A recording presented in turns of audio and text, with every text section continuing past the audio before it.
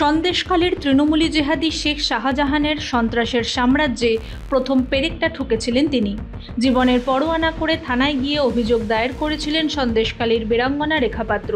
তার সেই প্রতিবাদ অনুরণিত হয়েছে দেশ ছাড়িয়ে গোটা বিশ্বে।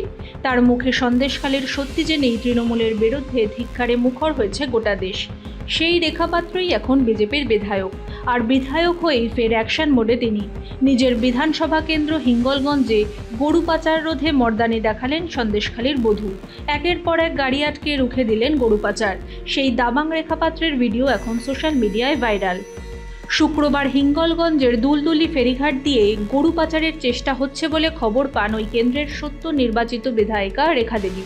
সেখানে পৌঁছে তিনি দেখেন একাধিক ছোট ট্রাকে বোঝাই করা রয়েছে প্রচুর গরু।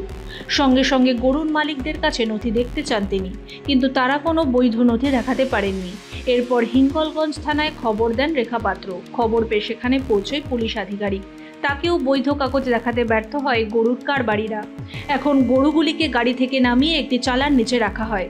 স্থানীয় একটি পুকুর থেকে বালতি করে জল তুলে গোমাতাদের সেবা করে রেখা পাত্র। এরপর সাংবাদিকদের সামনে ক্ষোভে ফেটে পড়েন তিনি। দেখুন, এখানে আমাদের বিধানসভার আমাদের মুখ্যমন্ত্রী শুভেন্দু অধিকারী মহাশয় যে নিদান দিয়েছিলেন 14 বছরের নিচে কোনো গরু কেউ বিক্রয় করতে পারবে না, এবং কেউ যে কিনবেন সেও কিনতেও পারবেন না। আর কিনলেও তার সার্টিফিকেট লাগবে, এবং সেই সার্টিফিকেট অনুযায়ী তার 14 বছর হওয়া চাই। এখানে দেখো ছোট ছোট 6 মাসের বাছুর, 5 মাসের বাছুর পর্যন্ত আছে, 3 বছরের বাছুর আছে, 2 বছরের বাছুর আছে। এগুলো কি তাহলে এখানে সরকারকে মানে না? তাহলে বলুন যে তৃণমূল সরকার কি এখানে কিভাবে সরকার চালিয়ে গেছেন, কিভাবে মানুষের আপনি কি আটকেলেন এখন?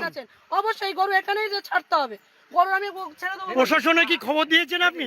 অবশ্যই প্রশাসনকে খবর দেওয়া হয়েছে।